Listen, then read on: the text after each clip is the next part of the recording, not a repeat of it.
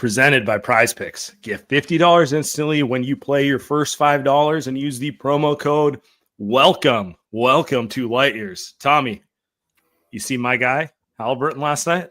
My guy. Hey, our Indiana Pacers. Our Indiana Pacers. Yes. No. Yes, absolutely. You do not get the bandwagon.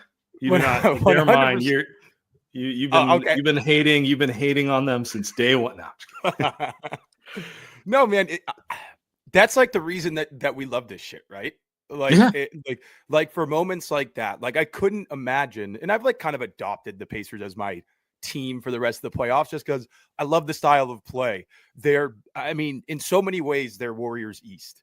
You know, yes, 5, 6, 7 guys on their roster. The Warriors were either rumored for. I mean, we can go down the list: Halliburton, Siakam, Turner, Nesmith, even Nembhard. Like all of these guys would not only fit with the Warriors, but there was Ben Shepherd draft. Ben darling. Shepherd, but like even whether it was Obi light Toppin. rumors, Obi. You know, like the Warriors either had a chance to get these guys, or there was like strong rumors of trades or free agent signings, whatever. And just like, you know, it made me think of like the comebacks that they've had have been incredible in these playoffs. And it made me think back to the early era like dynasty Warriors, like even pre-Steve Kerr a little bit. Like I remember a 27-point comeback against Toronto in the Bay. I want to say it was Mark Jackson's last year or the year before. Yeah. And that was an incredible, like they used to do this stuff all the time. The comeback against the Pelicans in game 3 of the first round in 2015. They used to have games like that all the time. And the style of play is so reminiscent. Like Halliburton and Steph aren't super similar players, but like their vibe and like the way that their teams always believe is very, very similar. And it just like, it made me a little bit jealous, and it made me like long for those early dynasty years. And, you know, I think there was 2 separate Warriors teams, essentially pre-Jimmy trade and post-Jimmy trade. The early season Warriors, they actually looked a lot like these Pacers do now. They just didn't have enough talent to get them over the top. And then post-Jimmy, they had to give up so much depth that they were running on fumes by the end of the year. And I think the perfect way to like build these next couple years is to find that happy medium of like the depth that the Pacers have, but now they also have the top end talent with Steph and Jimmy and Dre to actually win a championship instead of being totally reliant on role players. I also think the other interesting thing about the Pacers is, so Siakam was a star trade. He was a known star. They went in for him. Perfect fit for exactly what they needed. A lot of the other moves they made were mid-level to marginal moves and just betting on the way they fit. So like Obi Toppin didn't work out with the Knicks. They get him, you know, awesome 6-man for him. Tyrese Halliburton for Sabonis, like, you know, that was a mid-level trade at the time. Obviously Sabonis meant something to them, but Halliburton, I mean, it was pretty obvious he was good with the Kings, so they're idiots. But, you know, they decided, like, this is De'Aaron Fox's team, and, you know, well, he's good, but how good is he really going to be, and that sort of thing. And then Aaron Nesmith, he was kind of buried on the Celtics bench, you know. Yep. It showed a little promise, but never really got into the rotation. They took him as a piece in a Brogdon trade, and the Warriors aren't in the exact same position as that team, but I do think, as fun as it is to discuss Giannis, and look, if he says he wants to come to the Warriors, emergency pod, that's all we'll talk about. Yeah. I do think the most likely scenario for this team is they're going to need to hit on what they've traditionally been bad at, which is mid-level acquisitions, and find those guys who don't necessarily look amazing on another team, but you get them next to Steph and Jimmy with the right development environment. And next thing you know, it's like, you know, the team that let them go, they're kicking themselves. Why did we let them do that? You know? I will say, I think since Dunleavy has taken over, they've been better at that type of stuff, at kind of those mid-tier acquisitions through draft picks. Just even their free agent signings last summer, like it didn't work out perfectly because they didn't have the top end talent, but Melton, great fit. Even Kyle Anderson in a better environment, great fit. Buddy, as much as he's up and down, great fit. Lindy Waters was a great fit as a deep bench piece. So I think they've gotten better at it. But what I do want to point out real quick, the 3 guys that you mentioned, Halliburton, Toppin, and Nesmith. Do you know what draft they all went in? Oh, I know. 2020. Of course. They were all the Halliburton top. one. I think they're all picked like 8 to 14. Yeah, the Halliburton one's the most frustrating because it was known that the Warriors loved him, but they were like, oh, but he doesn't have the upside of Big Jim. Idiot. We don't need to belabor it, but it's frustrating. I don't want to belabor it, but it will never get lost on me. A team that basically changed all basketball conventional wisdom fell into the most antiquated trap of athleticism, but like nothing else, you know? So it is funny. That's what happens when you got your front office. Yeah. So anyway, there's a different conversation. Anyway, today I wanted to kind of go into so their most likely route is going to be obviously the Kuminga piece is a big part of this. Like, do they sign and trade him? What can they get for him? Because of the salary cap rules, base year compensation, they're not going to be able to trade him dollar for dollar. So if he signs for $30 million a year, they can take back 15 plus some wiggle room on top of it. I think it's if they stay under the first apron, they get to take back 50% of his salary plus 7.5. So that's 22.5 on my $30 million analogy. They also have Moses Moody and Buddy Hield, who both make around 10 each, so 20-ish there. So I was just thinking, I was like, who are players they can target who make under 20 million or less? Basically, who are these rotation pieces they can come to who will be better for this team than Moses Moody, then I'm not trying to pick on anyone, then Kuminga, then some of the players that are forced to play in the playoff rotation there, you know, then Looney, then GP2, you know, those type of guys who live on those. These aren't vet minimums, but these also aren't like star salary type of guys. So just thought exercise today is going to be, we'll set a $20 million cap. So this will be one of the few episodes we do not discuss Cam Johnson because he makes a little over. I'm going to request to break that rule one time. Outside of that, I stayed within the boundaries of this. Okay. But there's a name that nobody has mentioned yet. And I won't bring it up immediately that like I really haven't heard much of. I actually got the idea from our guys in the Discord. But everybody else is under that $20 million limit. It's all in kind of the 10 to 20 range. Okay. All right. So I got some names for you. You got some names. Why don't you kick it off with the most obvious one? I mean, I've been on this just because we've belabored the point a few other previous pods. Kobe White. Kobe White. I mean, it is. I listened to you and Andy on Tuesday, and Cam Johnson has been the obvious name for a while. And you guys were talking about 3-and-D guys with size and like medicinal size, and I've been harping on that for the last couple of years. So I'm totally with you guys there in general. But I really think just after watching this team without Steph, I really think like another true shot creator is a massive, massive need for this team, and maybe even more so than size. You know, like Jimmy is at a phase, and the injury obviously played a bit of an issue, you know, in the playoffs. Like he didn't have his full juice, but at the same time, he is going to be 36 next year. I don't want to have to rely on him to score 20 to 25. Kobe is kind of a perfect fit offensively now between those two, where he can shoot the absolute crap out of the ball. He's not Kuminga getting downhill, but he is a pretty good downhill player. He's a good enough decision maker. And he can shoot off movement. Like he can shoot in any way you want it. I think he's a really good offensive fit. And he's such nice insurance against a 3-week Steph injury, a 4-week Steph injury. Where it's not like, holy shit. Now Steph sprains an ankle, whatever, you know, we're expecting that to happen at his age. But we both agree with the idea that if Steph has to go full tilt in the regular season, we'll probably see a repeat of what we saw this playoffs with a soft tissue injury. It's just unrealistic to expect a guy at his age to carry that level of offensive burden from October through April and expect him to be able to do it again all playoffs. You know, the injury he had, it wasn't even that bad an injury. It's just a bad timing one, but it is just a muscle fatigue one. It is just if you set him up for success, he can hit the highs when you need him to hit them. So I guess I got a couple questions for Kobe White. Who's better, Kobe White or Jordan Poole? Ooh. Look, I don't want to dismiss what Jordan did for, you know, a championship team, but I think Kobe's less volatile. That's what I'll say. I think he is less prone to like those crazy stretches where it's like, can this guy even dribble the basketball? Is he just going to throw it to the other team the entire game? Is he going to chuck bad shots for the next 12 minutes because he's pissed off? And the thing is, he can hit a lot of the highs that Poole hit, but I don't think you get such a wide range of variance with him. And I think he's a little bit more of a consistent shooter.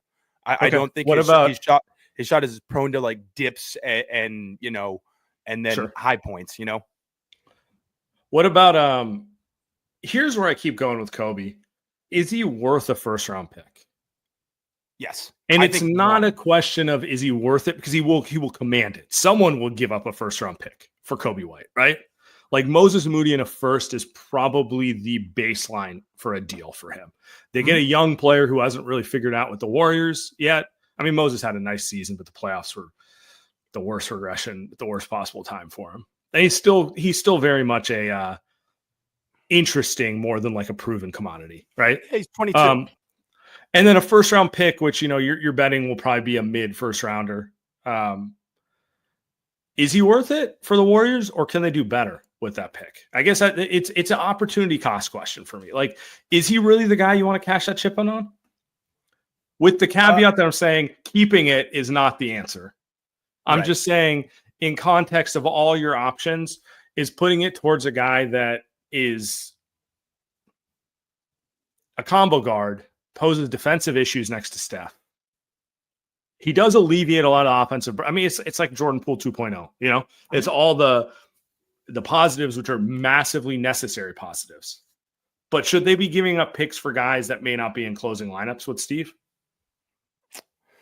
It is a great question. I personally, I think I'm higher on Kobe than a lot of people are, because I really see a lot of the offensive juice. He averaged like 28 points a game after the Levine trade. And a lot of that's, March basketball, so you can dismiss some of it.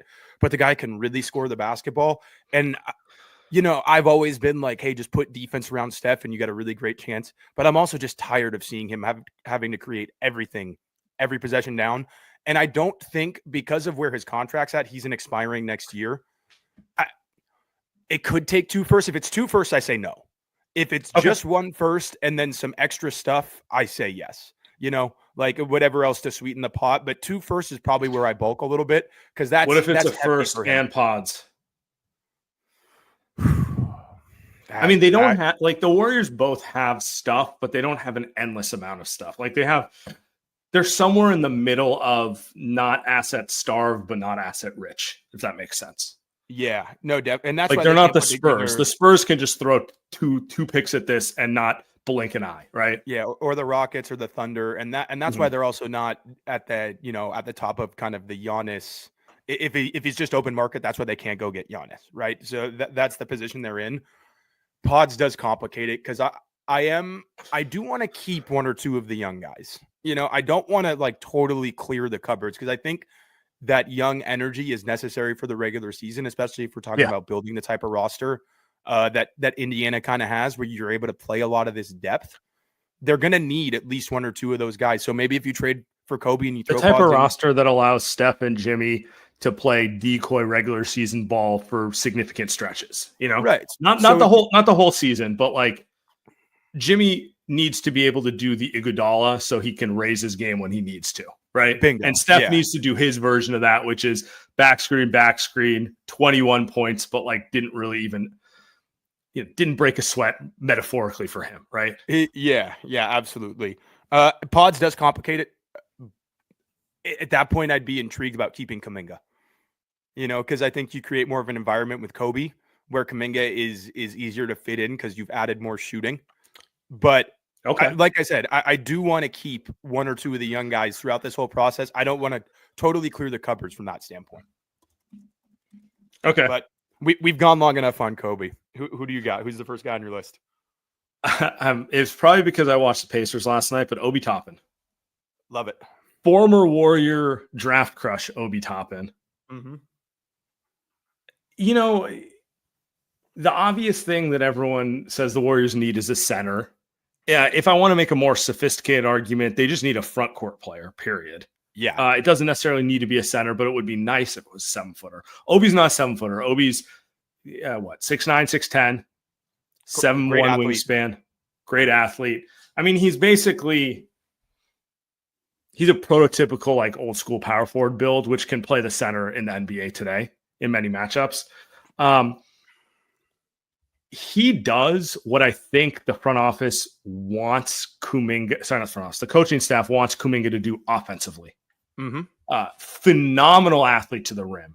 Last 2 years, 70% on 2-pointers. Why is he 70% on 2-pointers? Because he just attacks the rim and he knows how to move off of people. They move the ball exceptionally well. And then you have this athlete who can, I mean, he's a dunk contest caliber athlete. You know, he's kind of a poor man's Amari or Blake Griffin in their prime, right? Like that is kind of that type of big man who gets his head way above the rim. He could do those things. And so you add him to the Warriors, he puts pressure on the rim. He operates out of the dunker. He's a strong cutter. He can create a little off the bounce, not at a star level. I mean, if he did at a star level, he'd be a star, right? But he can grab the ball in the mid post and take 2 dribbles and get to the rim, right? Like he's not just a pick and roll lob threat. Like he's got a little more juice to him that way. Obviously, and shoots it just well enough. Shoots it just well enough. I think he's a good shooter. He's not a great shooter. He's in some ways like he's kind of a poor man's Naz Reid. Also, in some ways, he's like a Naz Reid Amari type of hybrid. And he doesn't shoot it as well as Naz. Naz, I'd swear, shoots it at 80% from 3 anytime I watch him. But no, Naz is consistently over 40%. Obi Toppin last year shot 40% on threes. This year, 36.5. He's probably more of your classic mid to high 30s%. Will have his 3 for 5 from 3-point game and then follow it up with games where he doesn't.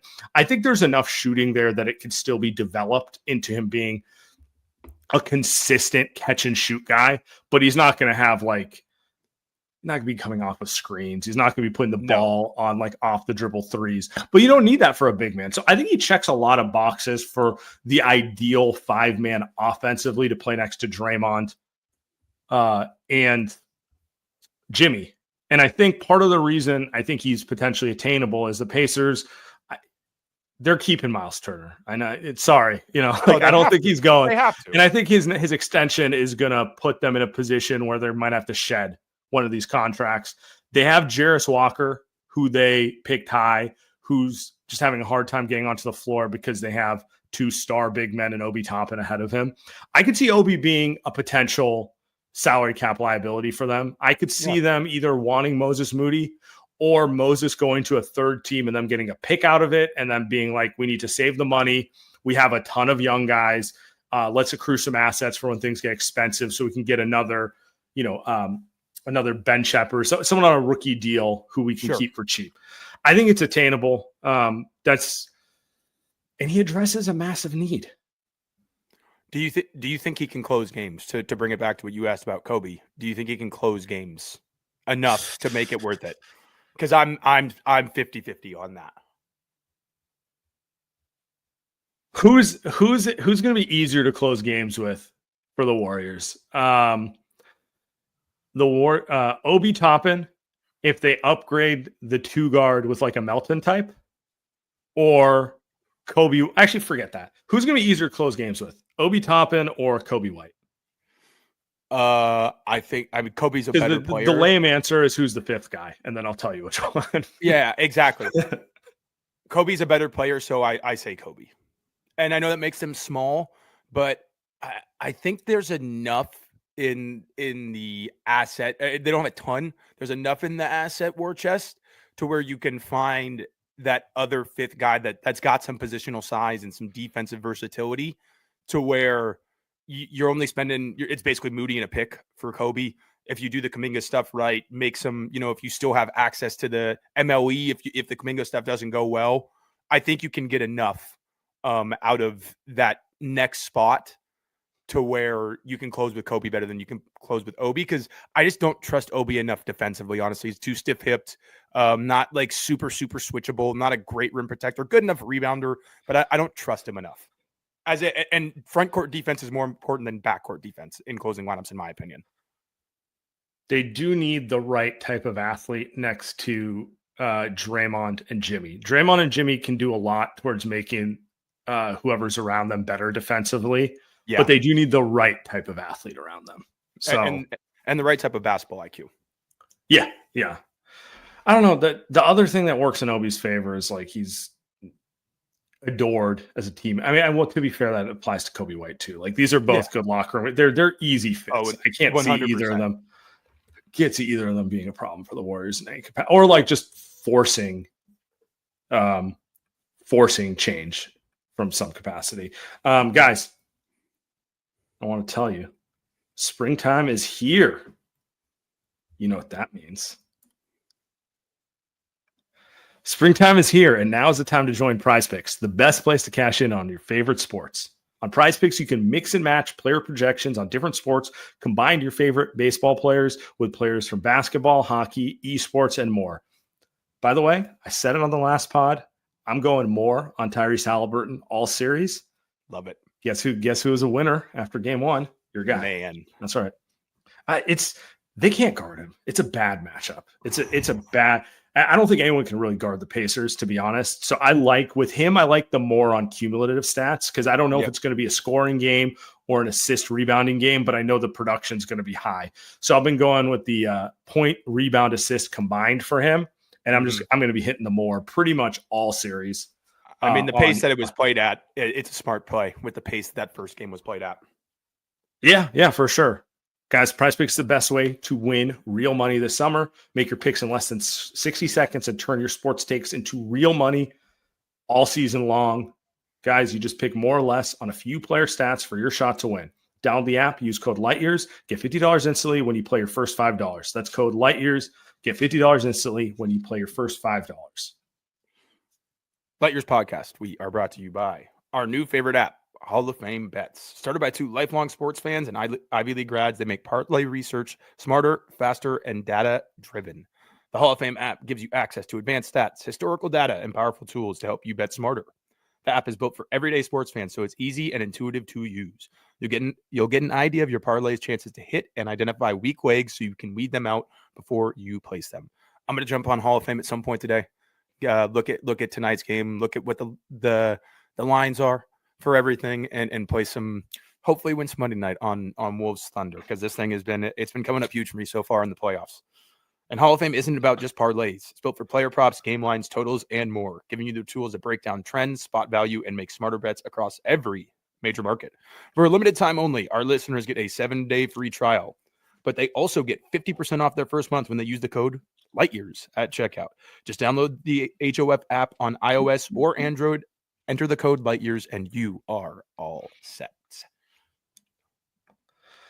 I'm going to go next, just because you did snake draft. We're going snake draft. That's the way we're doing this. Yeah, I love it. This is a name I was not thinking about at first, but the more I thought about it, the more interested I got.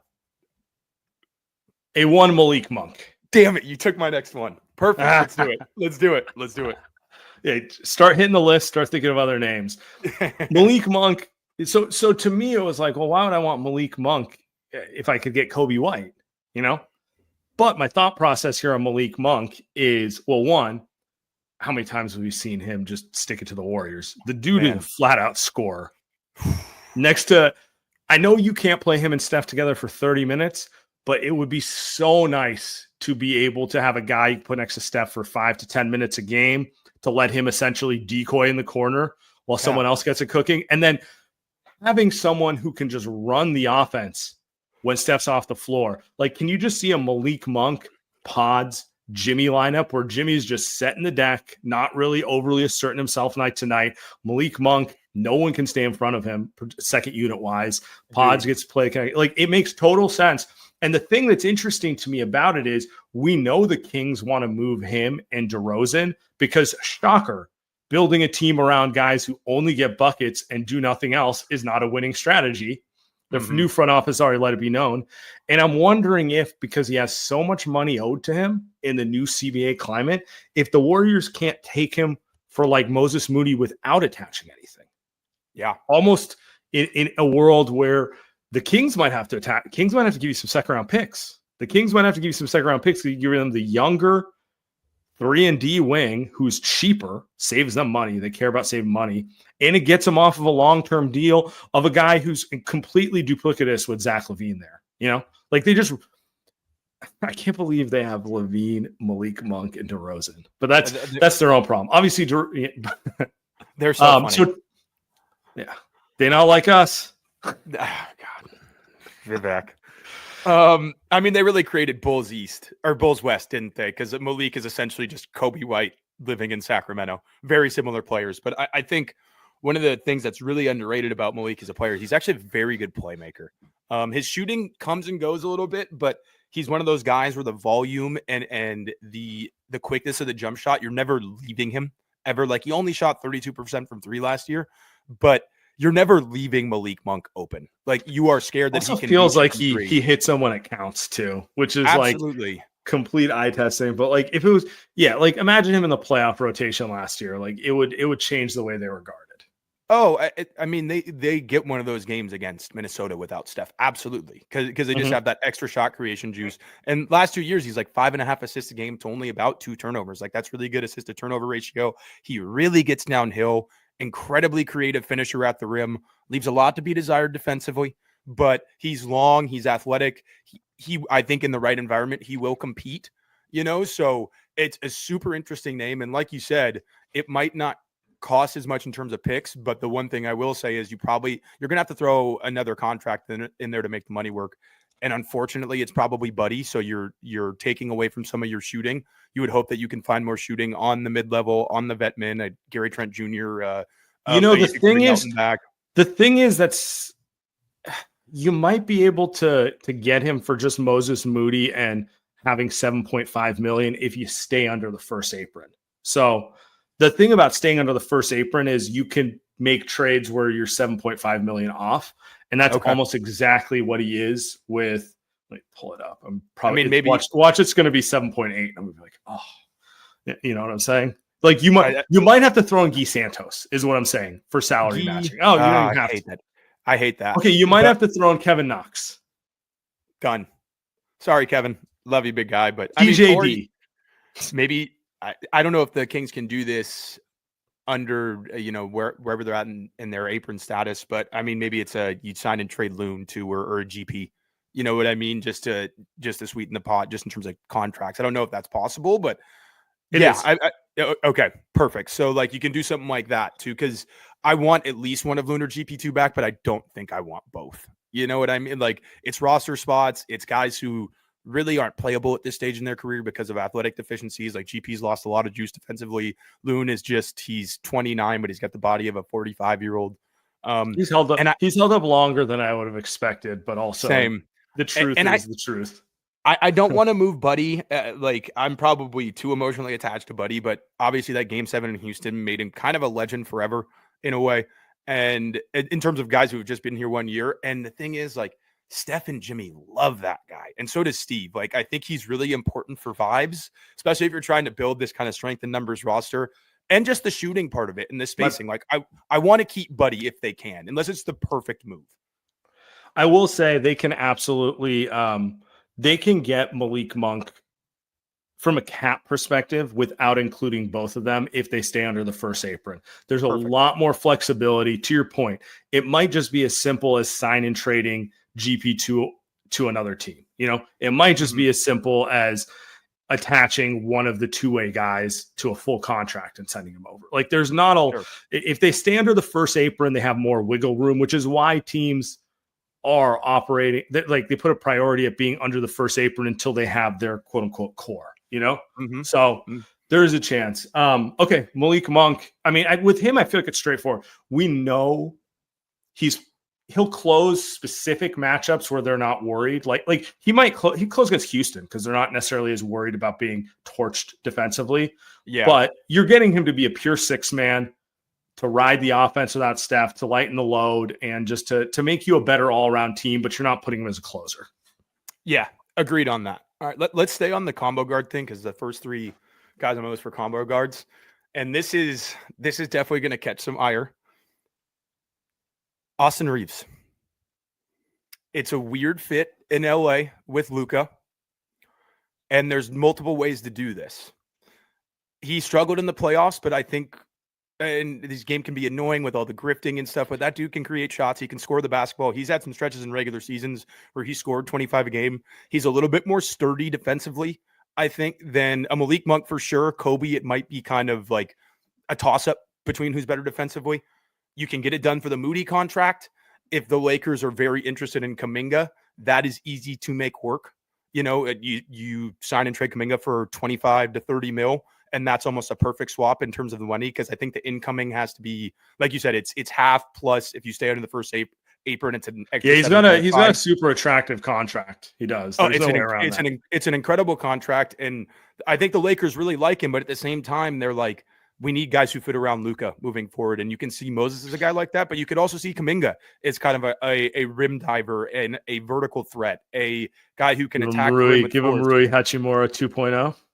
Sure, whatever. I mean, and they need defense clearly, and like the Lakers can fool themselves into thinking Kuminga can defend if they don't look that closely into it. And I don't think Rob Pelinka is grinding tape like you or me. He's not waking up at 4:30 a.m. to study what Kuminga is doing off ball defensively. So I think you could trick the Lakers into that one a little bit with Kuminga. Don't need to grind tape when you can pillow talk anyone who worked at Nike, apparently. But I didn't at 12:30 p.m. on a Thursday. So I love it because he checks every box we're trying to check in terms of young. Like, he's going to play. If he misses time, it's because he like rolled his ankle, not because he's old, right. Like he's in he's 26. I think he's 27 next year. I think he's better offensively than gets credit for, to be honest. I know that playoff series sucked, but that team composition sucked. He averaged 26 and 5 last year. Yep. He can shoot the fuck out of the ball. He can also create. I think the real thing is, I think the Lakers are going to shoot much higher than something like that for him. Agreed. So I can't see something like that happening, but I mean, your offense is solved. Your offense is solved if you add a player like that with Steph and Jimmy. Like, he'd fit the system. You know exactly what you want to do. You've added shooting, you've added playmaking, you've added youth. Now you'd have to go out there and get some athleticism and figure out your front court, but you addressed many different things there. So yeah, and his contract is cheap enough to where it provides you enough flexibility to go find that athleticism, that size, other places. Yeah, you would be in a position where you'd have the flexibility to do it. I don't know, that one feels more like hopium than. Sure, absolutely. All right, I got one for you.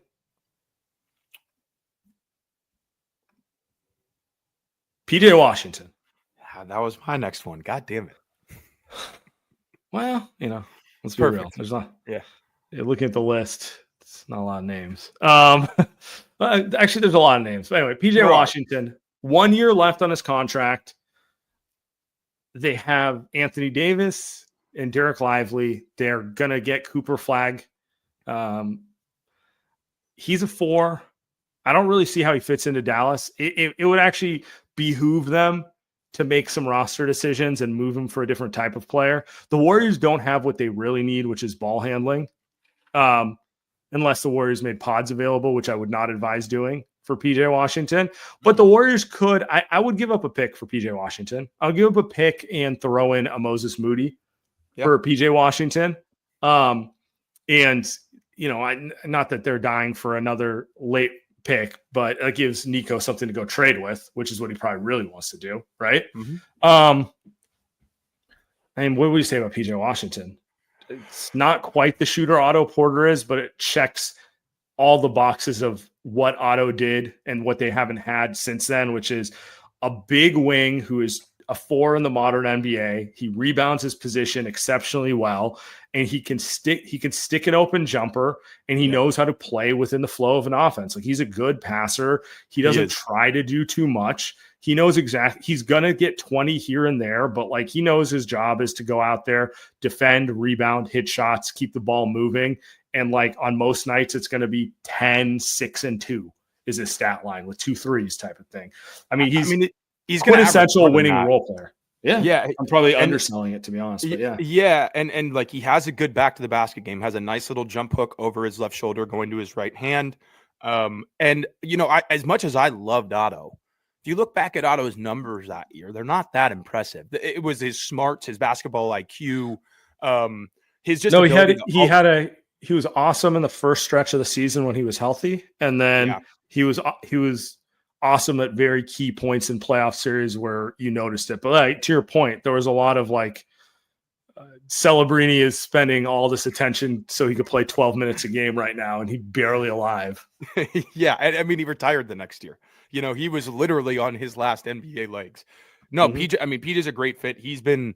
Look, I wanted them to trade for him 2 deadlines ago. The year they end up losing to the Lakers, that the Warriors ended up losing to the Lakers in the second round, he was like, because he was still not even on his extensions. Him and Moody's contracts matched up at that time. They were both like $5 to $6 million. So PJ's been a guy on my list forever. I would love if they could get him in-house. Obviously, he's going to be extension due. That complicates things a little bit after next season.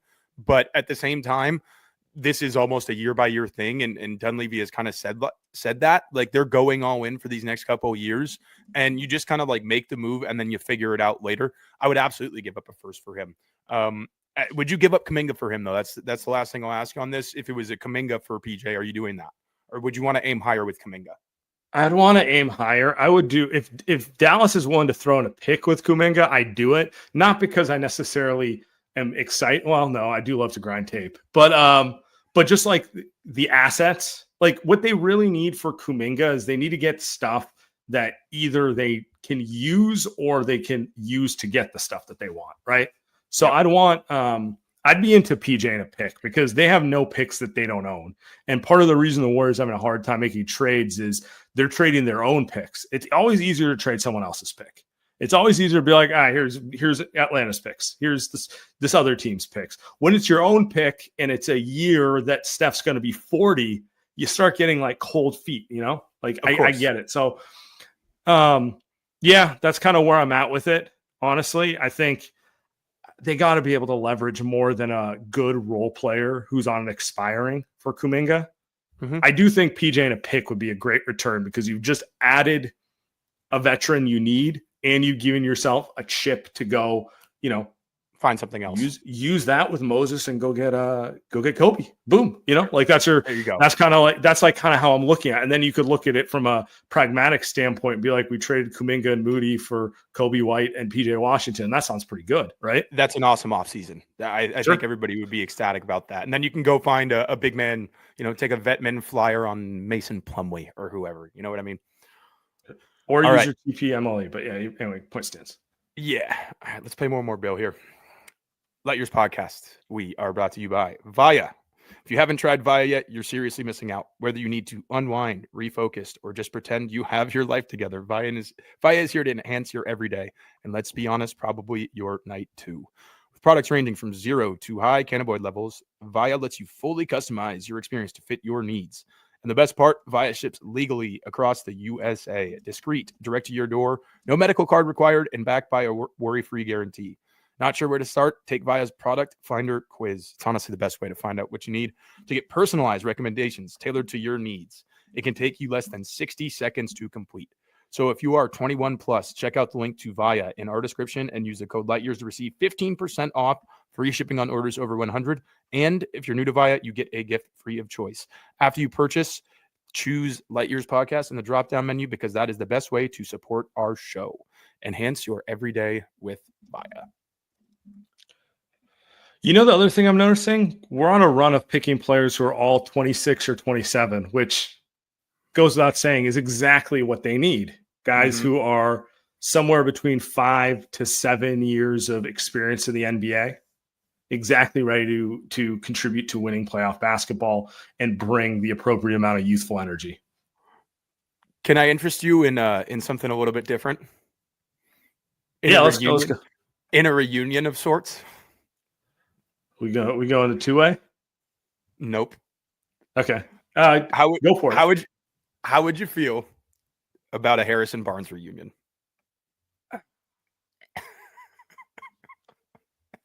Torn because he does check a lot of the same boxes PJ Washington checks. Yep. And I probably underappreciated how good of a teammate he was because I don't know if I want to do this right now, but He was a number 7 overall pick who thought he was going to be the next Kobe Bryant. There was a famous Atlantic article about how he's trying to build his brand in college to be the next Kobe. Yeah. And when he was on the Warriors, he wasn't always thrilled being the 4th or 5th option, but he just did what he was asked to do. And he did it well enough to help him win a title. We won't talk about the second finals run, but we don't need to do that. Yeah. No, I know there's a lot of scar tissue there. I understand that, but I think my issue with just to finish the thought on him, my issue with him is nothing to do with him as a player. It's that he's 33, and Sure.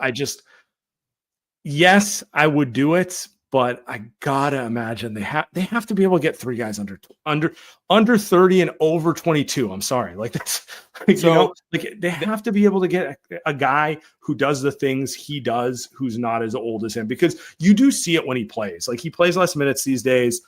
He does look older because shocker he is. He's still in great shape. He's not as old as the Warrior guys, but he is older. The caveats I'll throw in.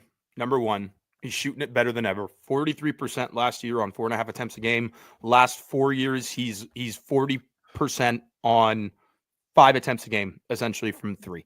So he's shooting the ball fantastic now. Obviously, a much better shooter than he was in his younger years. We know he can close playoff games. He adds positional size. We know he can bang with 4s and 5s defensively. It's not the ideal. It is obviously not the ideal outcome. And this is the type of thing, and I don't know if the Spurs would do this, but it's Moody, and then hopefully you're getting a pick back because you're giving them a younger prospect that they can help build their future with, as opposed to us sending out a pick. And then again, you now have another pick in your war chest to go out and find other things on the market. Yeah, I mean, I guess it comes down to what the price is. I just can't imagine the Spurs really want to let him go. I agree badly. And I don't think he's worth giving up heavy assets for. Definitely not. I want to do better. I want to go younger.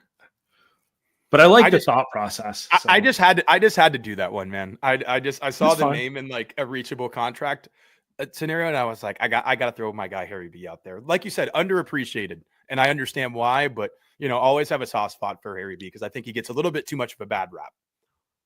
Yeah, I agree. Anyone else you want to mention before we get out of here?